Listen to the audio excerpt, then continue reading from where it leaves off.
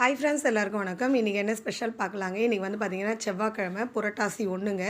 இன்னிலேருந்து அடுத்த இந்த மாதம் முடிகிற வரைக்கும் நாங்கள் நான்வெஜ் சாப்பிட மாட்டோம். இன்றைக்கி ஒரு சூப்பரான ஒரு வெஜ் மெனு தான் பண்ணியிருக்கேன். நல்லா சூடாக சாப்பாடுங்க. இன்றைக்கி பசங்களுக்கு எல்லாருக்குமே லீவு, அதனால் மத்தியானமாக சூடாக செஞ்சுட்டேன்.